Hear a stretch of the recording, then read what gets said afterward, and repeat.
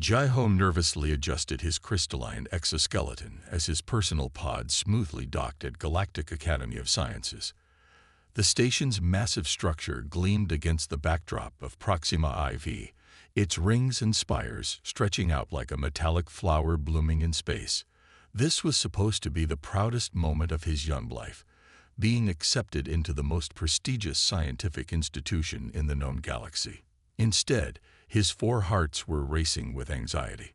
The docking procedure completed with a soft hiss. Jai-Ho gathered his belongings, his tentacles wrapping around the bags containing his research materials and personal effects.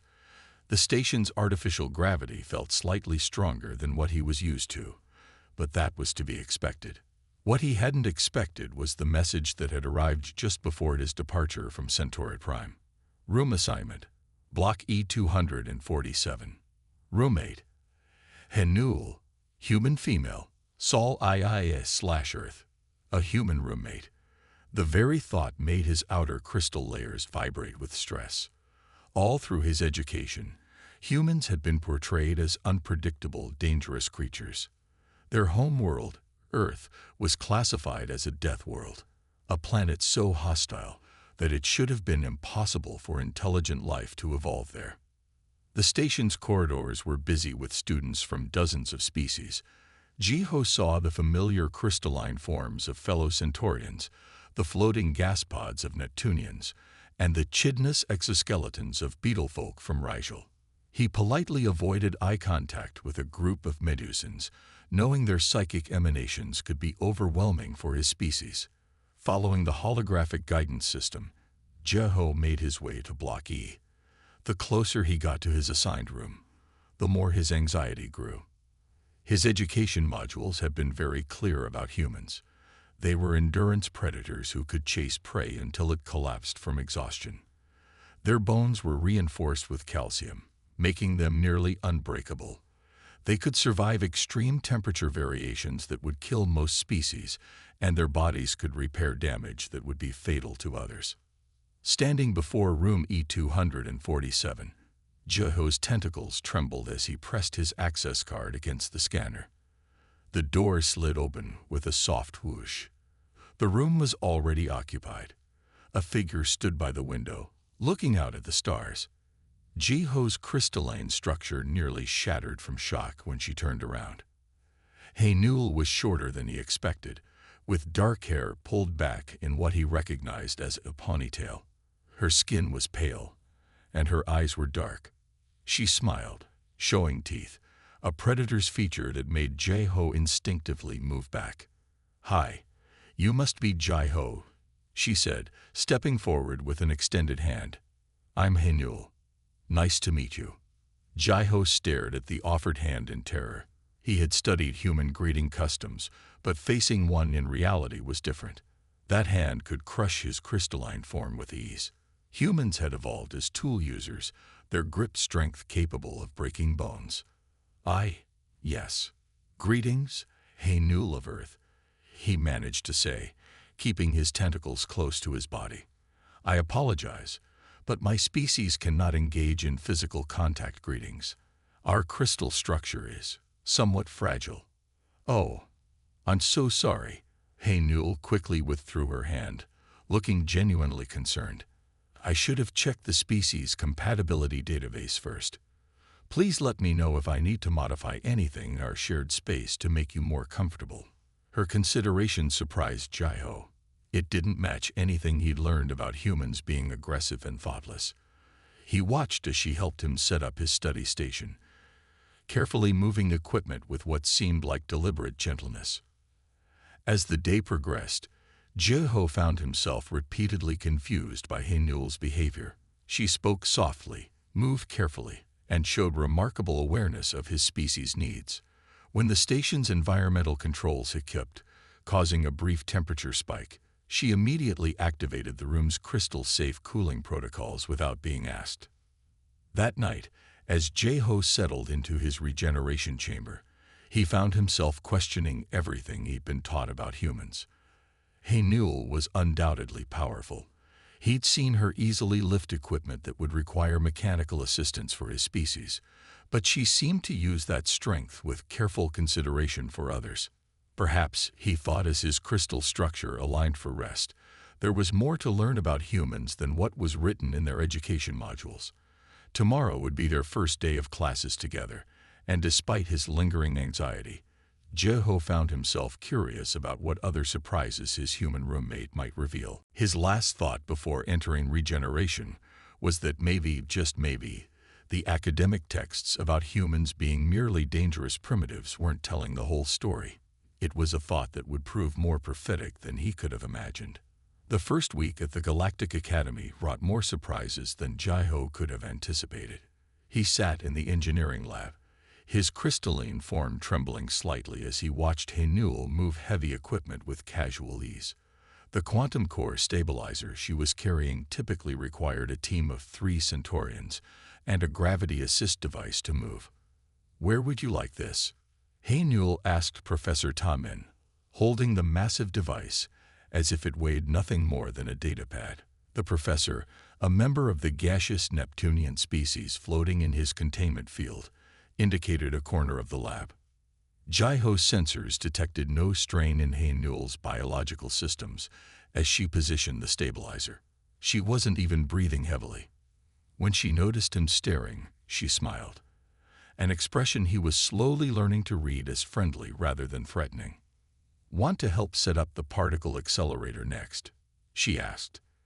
"I would require mechanical assistance for such tasks," Jeho admitted, his crystalline structure shifting in what his species recognized as embarrassment. "My form is not suited for heavy lifting." "No problem. I've got it," Hainul replied cheerfully, already moving toward the larger piece of equipment. Later that day, Jeho's amazement only grew. The class schedule took them from the cryogenics chamber, where temperatures approached absolute zero, to the plasma research facility, where heat levels could melt most metallic alloys. While other species required special protective suits or had to observe remotely, Hainul worked in both environments with only basic safety gear. In the cryogenics chamber, where Jeho's own crystalline form became dangerously brittle, Hainul handled supercooled materials with bare hands. Her only concession to the extreme cold was a light thermal jacket. "Doesn't the temperature affect you?" Jeho finally asked, as they moved between facilities. "Oh, it's chilly in there," Hainul acknowledged, "but nothing worse than winter in Seoul. And the plasma lab reminds me of summer days at the beach." Jeho processed this information with growing fascination. The temperature range she described so casually would be fatal to most known species. His own people could only survive in a carefully controlled environment, their crystalline bodies requiring constant temperature regulation. The plasma research facility provided even more revelations, while other students stayed behind protective barriers. Hainul worked directly with the high-temperature equipment. She adjusted settings, replaced components, and even handled materials that glowed with heat. During one particular session, an equipment malfunction caused a sudden temperature spike. The emergency systems activated, but Hainul had already reached in and manually adjusted the controls, preventing a potentially dangerous reaction. Her skin had reddened slightly from the heat, but within hours it returned to its normal color. "You were exposed to temperatures that would have melted my outer layers," Jeho observed during their return to their quarters. "It wasn't too bad," Hainul shrugged. "Humans have pretty good heat tolerance. We evolved running after prey under hot suns, so we adapted to handle temperature extremes." Each day brought new examples of Hainul's capabilities. She could work longer hours than most species, requiring only brief periods of sleep, rather than the extended regeneration cycles others needed. Her endurance seemed endless, and her ability to recover from physical stress was remarkable. By the end of the week, Jeho found himself maintaining detailed notes on human capabilities, not out of fear as he once might have, but out of genuine scientific curiosity. The academic texts clearly needed updating. They focused on humanity's potential for violence and their predatory heritage, but failed to mention their careful consideration of other species' limitations or their willingness to use their abilities to help others. As they sat in their room one evening, Jiho watching Hae-Nul repair a complex piece of equipment with those incredibly dexterous hands, he realized something important. Humans weren't just surprisingly capable, they were remarkably adaptable. Perhaps that was what made them truly unique among galactic species. Hae-Nul, he said, his crystalline form shifting in what was now a more comfortable pattern. I believe I may have been mistaken about humans. She looked up from her work, raising an eyebrow. Oh, yes. Our educational materials seem to have presented an incomplete picture. Would you be willing to assist me in documenting actual human capabilities? For scientific accuracy, of course. Hae-Nul's smile brightened the room. I'd be happy to help, though I should warn you, we might end up surprising you even more. Jiho's outer layers sparkled in what was becoming genuine excitement. He had a feeling she was right about that. The warning sirens blared through the Galactic Academy's corridors as the solar storm hit with unexpected intensity. Jiho's crystalline form vibrated with anxiety as the station's lights flickered ominously. The main computer's voice echoed through the halls. Warning: oxygen recycling systems failing. Emergency protocols initiated. The solar storm had overwhelmed the station's shields, damaging critical systems. In the main laboratory, students from various species began showing signs of oxygen deprivation. The Neptunian students retreated into their emergency pods, while the Medusan's psychic emanations became erratic with panic. Hae-Nul, who had been working on an experiment, immediately took charge. Everyone stay calm, she ordered, her voice cutting through the chaos. The emergency systems will kick in soon. Meanwhile, conserve your oxygen. Minimize movement. Jiho watched in amazement as Hae-Nul remained fully functional while others struggled. Humans, he remembered, had evolved in an atmosphere with varying oxygen levels. They could handle lower oxygen concentrations better than most species. The situation worsened when the backup systems failed to activate. 2 Rigelian students collapsed near the plasma containment field. Without hesitation, Hae-Nul lifted both unconscious forms, each weighing more than twice what a Centaurian could carry. Jiho, she called out, can you still move? He managed to nod, though his crystalline structure was already showing stress patterns from the oxygen shortage. Good. I need you to guide me through the maintenance tunnels to the emergency shelter. Your crystal structure can detect radiation paths better than my instruments. The maintenance tunnels were flooded with radiation from the solar storm, at levels that would kill most species within minutes. Jiho hesitated at the entrance, his sensors screaming warnings about the radiation intensity. Hae-Nul, the radiation levels. I know, she interrupted, already moving forward with the unconscious students. Humans can handle more radiation than most species. We'll deal with the effects later. Jiho watched in disbelief as Hae-Nul navigated the tunnels, carrying her burden without complaint. Her skin was reddening from radiation exposure, but she showed no signs of stopping.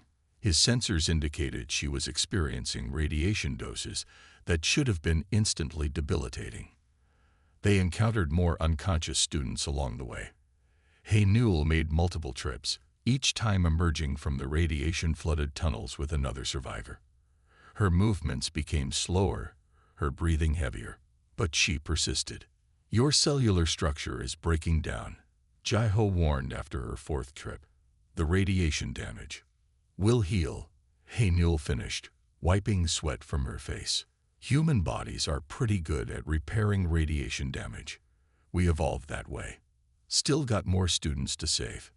Jiho's entire understanding of human biology was being rewritten as he watched her. The academic texts hadn't mentioned this incredible resilience, this ability to function under conditions that would destroy most species. The evacuation continued for hours. Hae-Nul worked tirelessly, coordinating with emergency teams, carrying injured students, and helping repair critical systems. Even when her skin blistered from radiation exposure, she refused to stop. When the crisis finally ended, Hay Newell had helped save 27 students and faculty members. She collapsed only after the last survivor was safe, her body finally giving in to the accumulated damage. In the medical bay, Jeho watched as Hay Newell's body began healing itself at an astonishing rate. The radiation burns faded, damaged tissues regenerated, and within days, she was back on her feet. "You should have been dead several times over," Jeho told her when she returned to their quarters. "The radiation levels alone. Earth has pretty high background radiation compared to most habitable planets," Hay Newell explained, wincing as she stretched her healing muscles. "We evolved some decent repair mechanisms. Sure, I'll probably have some interesting scars, but better than letting people die." Jeho's crystal structure shifted in patterns of deep thought. Everything he'd been taught about humans had focused on their potential for violence, their predatory nature. But he'd witnessed something different. Incredible endurance used not for destruction, but for saving lives. Strength employed not to harm, but to protect. "I believe," he said slowly, "that the galaxy has severely underestimated your species." Newell grinned, though the expression held tiredness. "Most species do. Though honestly, what I did wasn't special. Any human would have done the same." That statement, more than anything else, made Jeho realize just how much the academic community needed to revise its understanding of humanity. If such extraordinary capabilities were considered normal by humans, what else had they missed about this remarkable species? Jeho sat in the Academy's research library, surrounded by holographic displays showing human physiological data. After the solar storm incident, he had begun a secret research project, meticulously documenting everything he could learn about human capabilities. The more he studied, the more he realized how wrong the standard academic texts were. His crystalline fingers moved swiftly across the data interface as he compiled his findings. Humans weren't just surviving on a death world. They had thrived there. Their bones, which he'd initially thought were primitively dense, were actually an ingenious biological composite material. Their muscles could tear and repair themselves stronger than before. Their cardiovascular system could adapt to incredible physical demands. "What are you working on?" a voice asked, making Jeho's crystal structure vibrate in surprise. He turned to see Yoonji, a fellow researcher from the medical department. Her bioluminescent skin cast a soft blue glow over his workstation. Unlike many species, the Luminians had extensive experience working with humans. "I'm studying human biology," Jeho admitted, his outer layers shifting nervously. "After what happened during the solar storm, I realized our academic understanding might be flawed." Yoonji's skin brightened with interest. "Show me."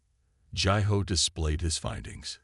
He had documented Hay Newell's rapid healing after radiation exposure, her strength capabilities, and her environmental adaptability. Yoonji's bioluminescence pulsed with excitement as she reviewed the data. "This matches my observations," she said. "Humans have remarkable regenerative capabilities. Last month, I watched one regrow an entire fingertip after an accident in the biolab. Most species would have needed cybernetic replacement. Together, they began expanding the research. Yoonji had access to the medical department's human physical performance data. The numbers were staggering. Humans could continue functioning with broken bones, run for hours in extreme heat, and survive injuries that would kill most species. "Look at this," Jeho pointed to a neural scan. "Their pain response doesn't shut down their systems like other species. They can choose to continue functioning despite severe damage. And their endurance," Yoonji added, pulling up her own data. "They don't tire like normal predators. They can maintain pursuit for days, wearing down prey through exhaustion." Their research revealed more surprises. Humans could process toxins that would kill most species. Their digestive systems could adapt to nearly any organic matter. They could survive blood loss that would be fatal to others, and their bodies could repair damaged organs.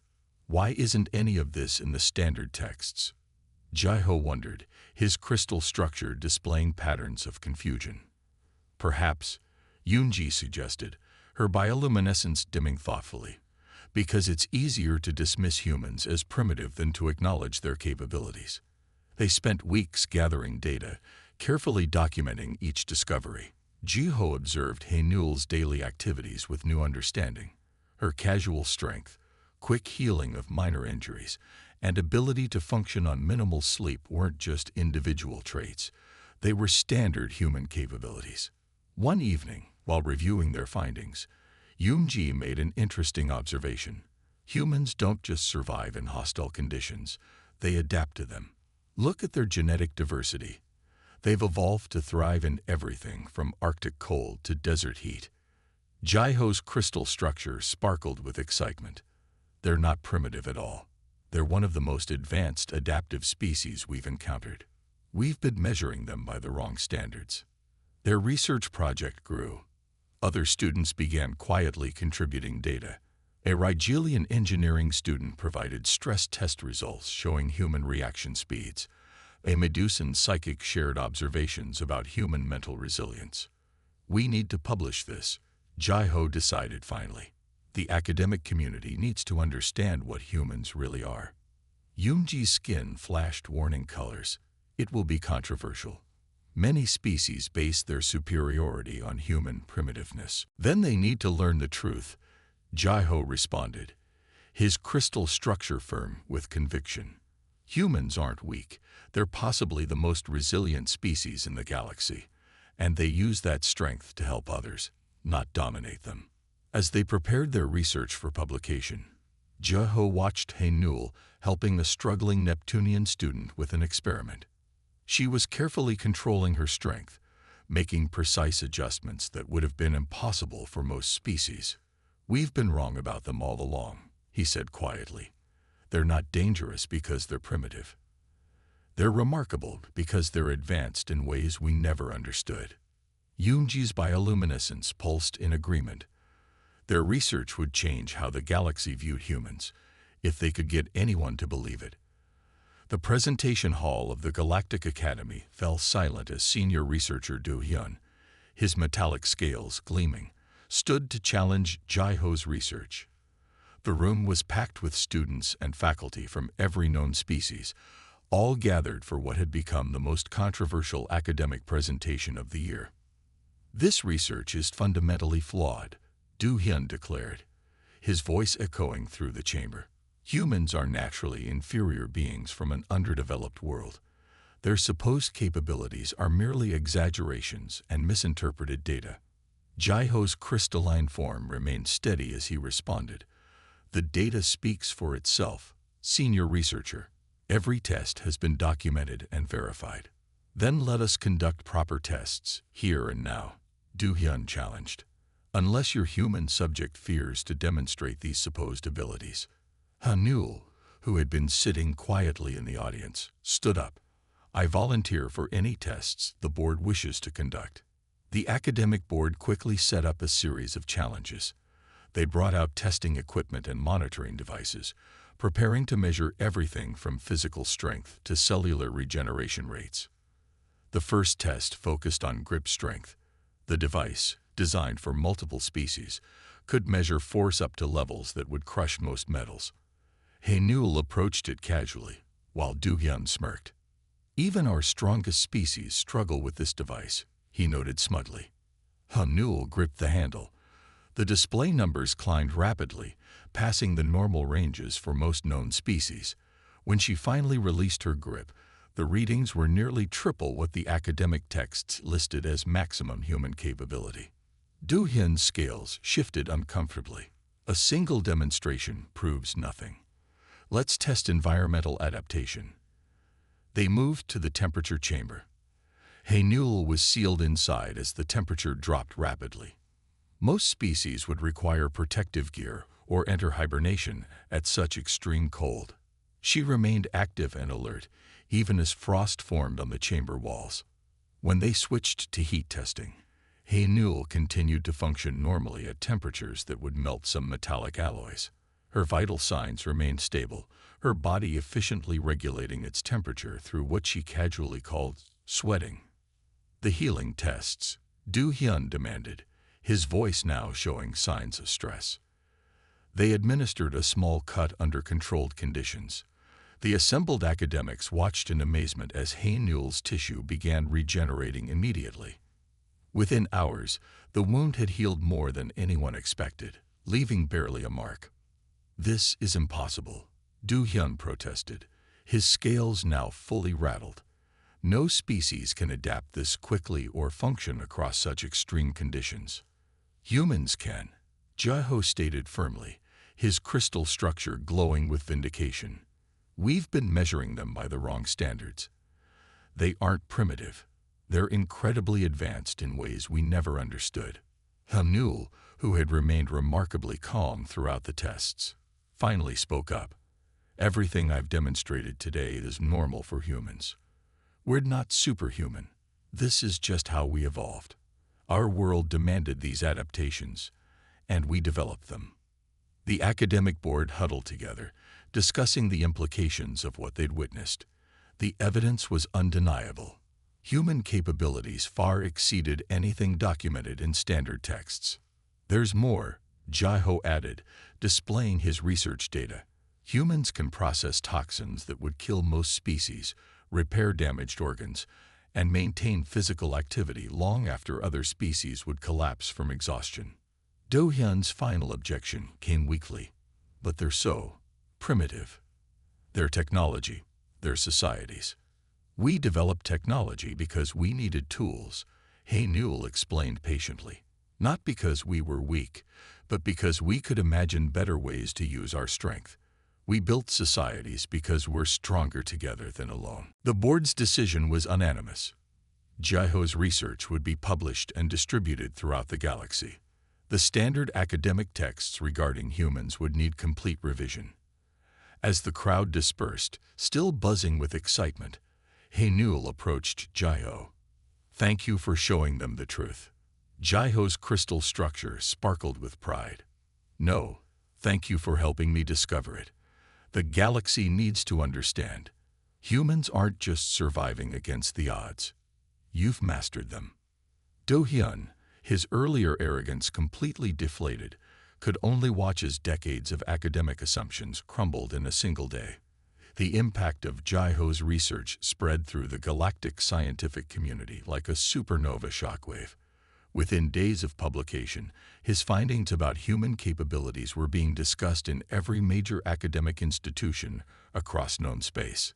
His data packets, containing detailed observations and test results, were downloaded millions of times from the Galactic Academy servers.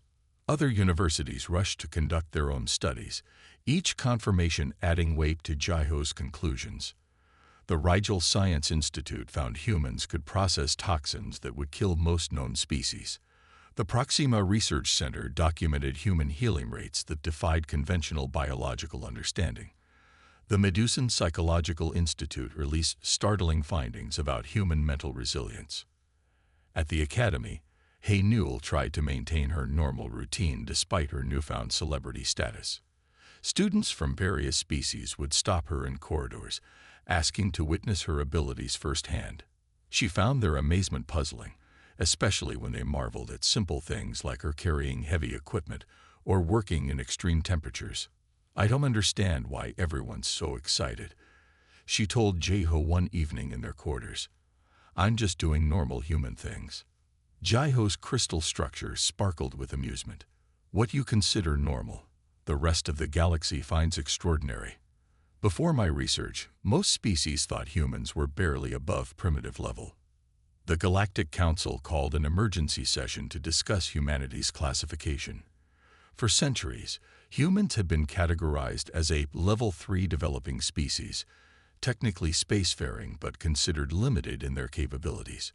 Jae-ho's research forced them to confront a different reality.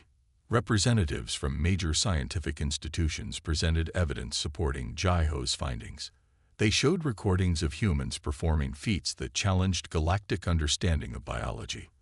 Haynewell's test results became central to these presentations, though she declined invitations to appear before the council. "I'm not a specimen to be studied," she explained to Jae-ho. "I'm just a student trying to complete my degree." The council's deliberations lasted weeks. During this time, more universities released their own human capability studies. The Centaurian Medical Academy discovered humans could survive radiation doses that would kill most species. The Neptunian Institute of Biology documented human endurance levels that seemed impossible. Back at the academy, Hay Newell found herself surrounded by curious researchers whenever she worked in the labs. They watched in fascination as she casually handled dangerous materials or worked in extreme conditions. She started wearing headphones to avoid the constant questions about her extraordinary abilities. Yesterday, someone asked me how I managed to stay conscious for 16 hours straight, she told Jaiho, laughing. I had to explain that humans normally stay awake for even longer. Jaiho's research continued to reveal new insights. He documented how humans could adapt to almost any environment, their bodies changing to meet new challenges. Their ability to learn and modify their behavior exceeded anything predicted by previous studies. The Galactic Council finally reached its decision. Humanity would be reclassified as a Level 7 Advanced Adaptive Species, a designation shared by only a handful of known races. The announcement sent shockwaves through galactic society. Political implications quickly followed. Trade agreements were revised, diplomatic protocols updated, and military strategies reconsidered. Species that had dismissed humans as primitive now sought alliances. Through it all, Hay Newell maintained her casual attitude about her capabilities. When a group of Rigelian students watched in awe as she repaired equipment in near-freezing conditions, she simply shrugged and said, "It's just a bit chilly." Jaiho found this typical human response fascinating. Your species' greatest strength might be that you don't realize how strong you are, he told her. Hay Newell considered this while effortlessly lifting a quantum core stabilizer. Maybe, she said, or maybe we just learn not to let our capabilities define us. Being strong doesn't matter as much as how you use that strength.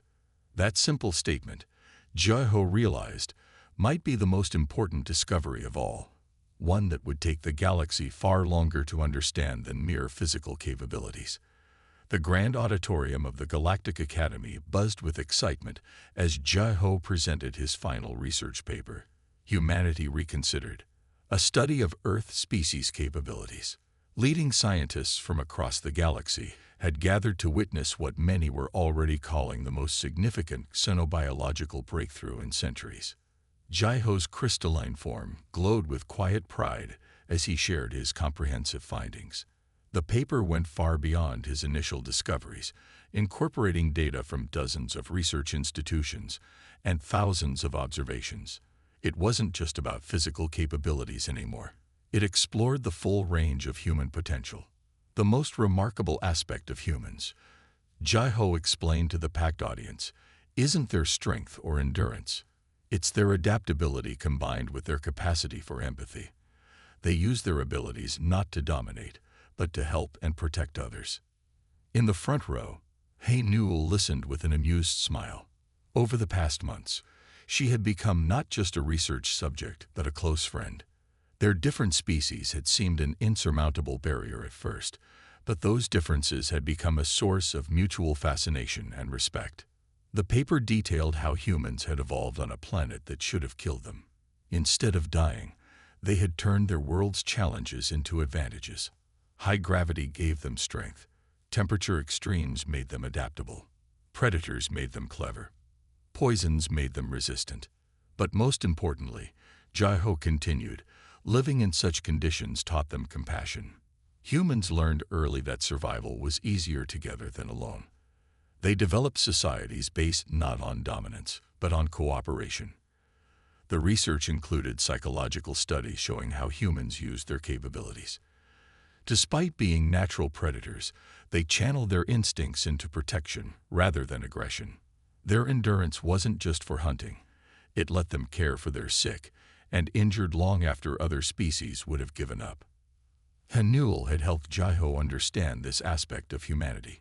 She used her strength to help weaker species, her endurance to support others, her adaptability to make others comfortable. What the galaxy had mistaken for primitiveness was actually a sophisticated form of social evolution. Our greatest error, Jiho concluded, wasn't underestimating human capabilities. It was misunderstanding their nature. We saw their potential for violence and missed their capacity for kindness.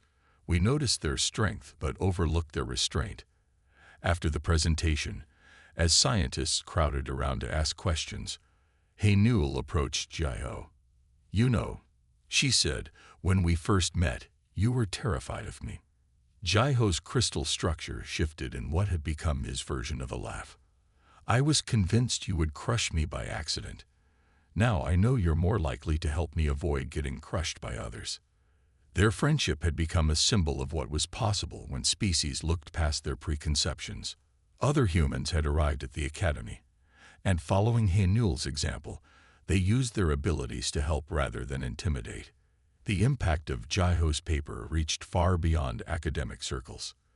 Political relationships shifted as species realized humans weren't primitive creatures to be patronized, but potential allies who could contribute unique perspectives and capabilities to galactic society. "The galaxy is changing," Haynul observed one evening as they watched the stars from their room. "All because you decided to look past what you were taught and see what was actually there." Jiho's crystal structure glowed softly. "And because you showed me that strength can be gentle and power can be kind." As his paper spread across the galaxy, bringing new understanding of humanity, Jiho realized that the most important lesson wasn't about human capabilities at all. It was about the danger of assumptions, the importance of observation, and the power of friendship to bridge even the widest gaps between species. The galaxy had learned its lesson about underestimating humans, but perhaps the greater lesson was that every species, no matter how different, had something valuable to teach, if others were willing to learn.